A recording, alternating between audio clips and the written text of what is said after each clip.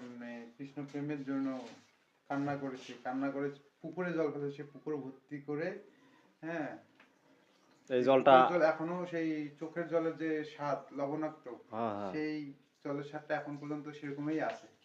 আচ্ছা আচ্ছা, সেটা পুকুরে দেখেন মানে পিকনিকের সাথে সাথে আমাদেরকে একটা সারপ্রাইজ দিল বন্ধুরা। আমার ভাগ্নে সে রাধা রানীর চোখের জল আমাদেরকে উপহার দেওয়ার জন্য নিয়ে এসেছে। ডালিম, কি তুমি কি এখন একটু খাবা নাকি? হ্যাঁ অবশ্যই, রাধা মায়ের চোখের জল আমরা সবাই খাবো। আর একটা কি কি নিয়ে আসছো? মহাকুম্ভের জল। মহাকুম্ভের জল আর বৃন্দাবনের প্রসাদ। বৃন্দাবনের প্রসাদ। আসলে আমরা তো যাইতে পারি নাই, তারপরও আমাদের সৌভাগ্য যে আমরা প্রসাদ পাচ্ছি, কুম্ভ মেলার জল পাচ্ছি এবং রাধারানী মায়ের চোখের জল আমরা পাচ্ছি। সুগন্ধটা দেখ। প্রসাদটার আসলে অনেক সুন্দর একটা স্মাইল বাইর হচ্ছে। অনেক মজাদার হবে, অনেক টেস্টি। আসলে ওখানকার টেস্টি হওয়ারই কথা।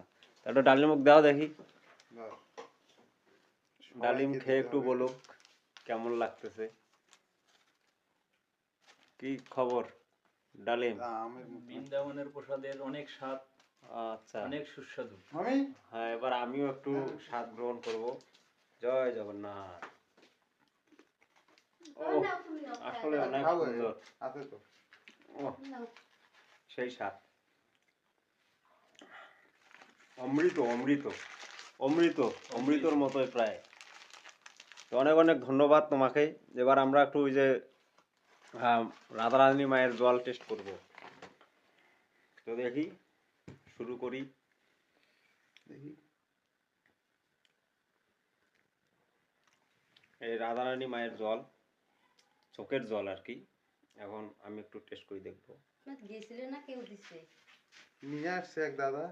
ও, লবণাক্ত লবণাক্ত না? লবণাক্ত লবণাক্ত লাগতেছে, মানে চোখের জল যেরকম হয়। এদিকে ডালিমও সেবন করলো, ঠিক আছে না? মহাকুম্ভের জল। এবার মহাকুম্ভের জল টেস্ট করো। মহাকুম্ভ মেলা তো কত বছর পর জানি হয়? 148 বছর। মহাকুম্ভে তো যাইতে পারি নাই, খায়াটা মাথা সত্তাও। এবার একটু আমি জয় জগন্নাথ।